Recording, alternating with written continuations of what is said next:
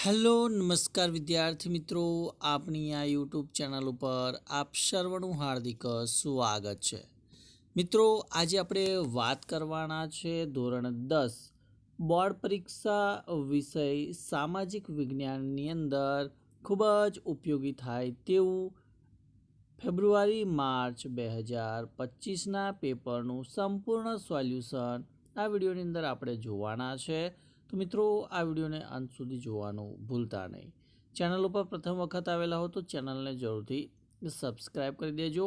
તો વિદ્યાર્થી મિત્રો, આ વિડીયોને અંત સુધી જોવાનું ભૂલતા નહીં.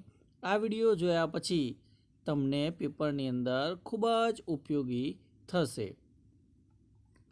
તો વાત કરીશું વિભાગ એ કે નીચે આપેલા 1 થી 24 પ્રશ્નોના માગ્યા મુજબ જવાબ લખવાના છે. દરેકનો 1 ગુણ એટલે કે ટોટલ 24 ગુણના પ્રશ્નો છે.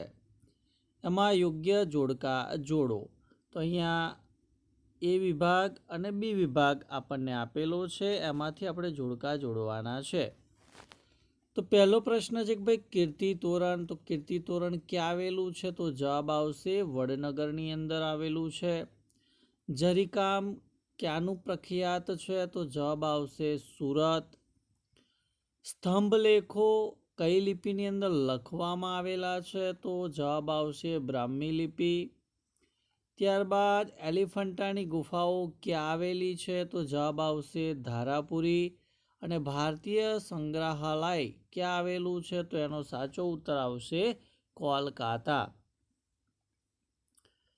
ત્યારબાદ નીચેના વિધાનો ખરા છે કે ખોટા એ આપણે જણાવવાનું છે.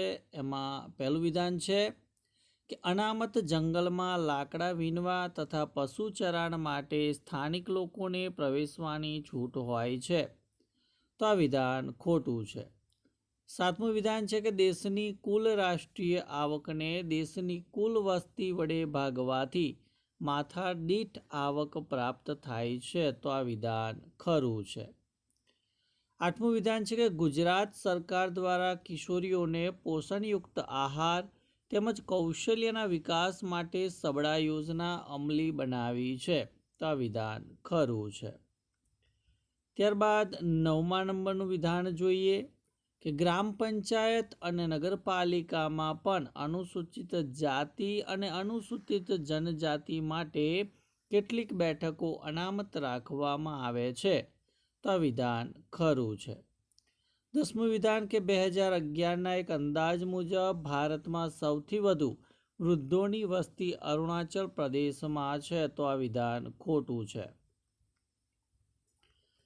ત્યારબાદ નીચે આપેલી ખાલી જગ્યામાં યોગ્ય વિકલ્પ પસંદ કરી ખાલી જગ્યા પૂરવાની છે. 11મો પ્રશ્ન છે કે કૃષ્ણરાજ સાગર બહુહેતુક યોજના ખાલી જગ્યા નદી પર આવેલી છે. તો જવાબમાં આવશે કાવેરી નદી. 12મો પ્રશ્ન કે ગરીબી રેખાનો ખ્યાલ સૌપ્રથમ WHOના નિયામક ખાલી જગ્યાએ રજૂ કર્યો હતો? તો એની અંદર જવાબ આવશે બ્યોર્ડ ઓરે. ત્યારબાદ 13મી ખાલી જગ્યા કે અમેરિકન પ્રમુખ ખાલી જગ્યાએ અમેરિકાની સંસદમાં તારીખ 15 માર્ચ 1962ના રોજ ગ્રાહકોને 4 અધિકારો આપ્યા હતા? તો જવાબ આવશે જ્હોન ફ્રેન્કલિન કેનેડી. ત્યારબાદ 14મી ખાલી જગ્યા હળવી મધ્યમ ગતિના તથા ભારે વાહનોને સામાન્ય રીતે ખાલી જગ્યા બાજુની લેનમાં જ વાહન ચલાવવું જોઈએ? તો જવાબ આવશે સૌથી ડાબી. 15મો પ્રશ્ન કે ઉર્જાનો મુખ્ય સ્ત્રોત ખાલી જગ્યા છે? તો જવાબ આવશે સૂર્ય. ત્યારબાદ નીચે આપેલા વિકલ્પોમાંથી યોગ્ય વિકલ્પ પસંદ કરી અને આપણે જવાબ લખવાનો છે. 16મો પ્રશ્ન છે કે નીચેનામાંથી કયું જૈવ આરક્ષિત ક્ષેત્ર છે? તો જવાબ આવશે પંચમઢી. ત્યારબાદ 17મા નંબરનો પ્રશ્ન કે નીચેનામાંથી કયો રેશમનો પ્રકાર નથી? તો જવાબ આવશે ઝીંગા. જ્યારે ઈરી, શેતુર અને ટસર એ રેશમનો પ્રકાર છે. અહીંયા પૂછેલું છે કે નથી, તો એ આવશે ઝીંગા. 18મો પ્રશ્ન છે કે ગુજરાતનું સૌથી મોટું રેલવે સ્ટેશન કયું છે? તો જવાબ આવશે અમદાવાદ. ત્યારબાદ 19મો પ્રશ્ન કે ગુજરાત સરકારે ગ્રાહક સુરક્ષાના નિયમો 1988 ક્યારે અમલમાં મૂક્યો? તો જવાબ આવશે 18 ફેબ્રુઆરી 1988. 20મો પ્રશ્ન છે કે દ્વિચક્રી વાહન ચલાવતા પહેરાતા હેલ્મેટનું મુખ્ય કાર્ય નીચેનામાંથી કયું છે? તો ઓપ્શન એ સાચો બનશે કે માથા પર આવેલ અથડામણના આઘાતની અસર ઓછી કરે છે. ત્યારબાદ નીચેના પ્રશ્નોના 1-2 શબ્દની અંદર આપણે ઉત્તર લખવાના છે.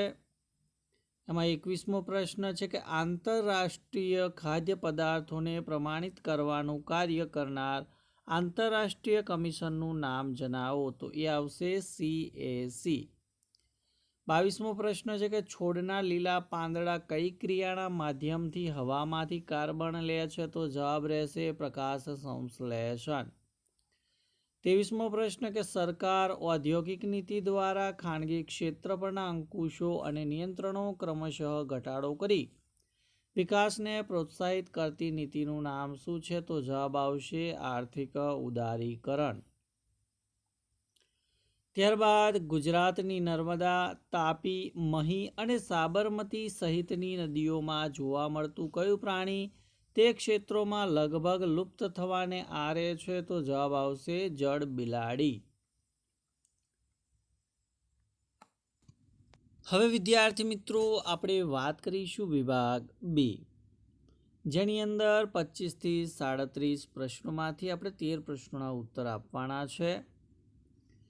તો જોઈએ 25મો પ્રશ્ન છે કે ભારતનો સાંસ્કૃતિક વારસો વિવિધતાપૂર્ણ, ભાતીગળ અને સમૃદ્ધ બન્યો છે. આ વિધાન સમજાવવાનું છે. મોગોલોઇડ પ્રજા વિશે માહિતી આપવાની છે. ત્યારબાદ મને ઓળખો અને લખવાનું છે કે વૈષ્ણવ સંપ્રદાયની શૃંગાર ભક્તિ સાથે ઉત્તર ભારતમાં વિકાસ પામેલ નૃત્ય અને હું સંગીતને લગતો વેદ ગણાવું છું. એનો જવાબ લખવાનો છે. ત્યારબાદ પર્યટન ઉદ્યોગના વિકાસથી સ્થાનિક રોજગારી સાથે સાથે આર્થિક સમૃદ્ધિ પણ આવે છે. આ વિધાન સમજાવવાનું છે.